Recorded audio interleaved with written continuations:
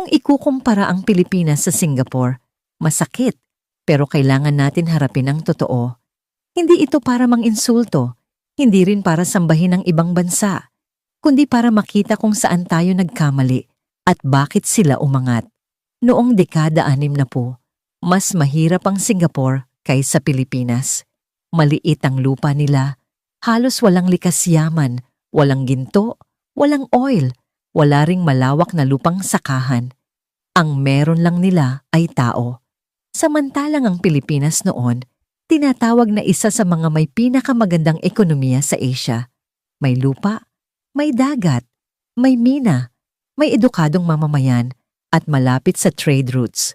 Kung titingnan mo sa papel, mas lamang dapat ang Pilipinas. Pero ngayon, tingnan natin ang realidad. Sa Singapore, ang ordinaryong mamamayan may maayos na tirahan, may maaasahang transportasyon, may disenteng sahod, at ramdam ang serbisyong binabayaran nila sa buwis. Sa Pilipinas, maraming nagtatrabaho buong araw pero kulang pa rin ang kinikita.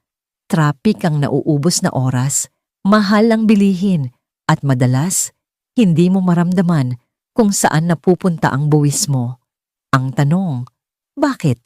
Hindi dahil mas matalino ang Singaporean, hindi rin dahil mas masipag sila. Kung sipag lang ang usapan, walang tatalo sa Pilipino. Kahit saan ka pumunta sa mundo, Pilipino ang hinahanap na manggagawa. Ang pagkakaiba, sistema, at pamumuno.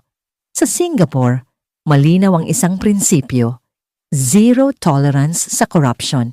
Kahit gaano ka kataas sa gobyerno, kapag napatunayang nagnakaw ka, tapos ang karera mo, tapos ang reputasyon mo, walang palusot, walang kaalyado, walang next election na lang. Sa Pilipinas, kabaliktaran.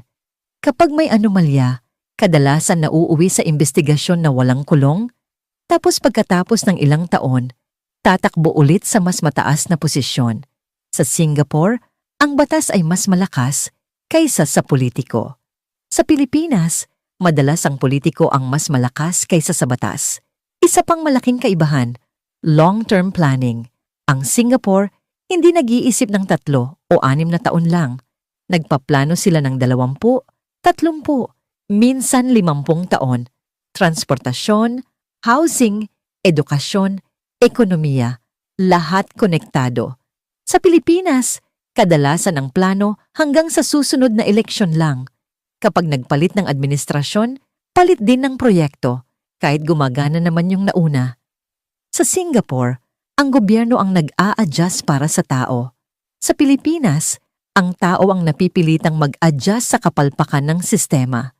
Tingnan natin ang public housing. Sa Singapore, karamihan ng mamamayan may sariling bahay sa ilalim ng HDB system. Hindi mansyon, pero maayos, ligtas, at malapit sa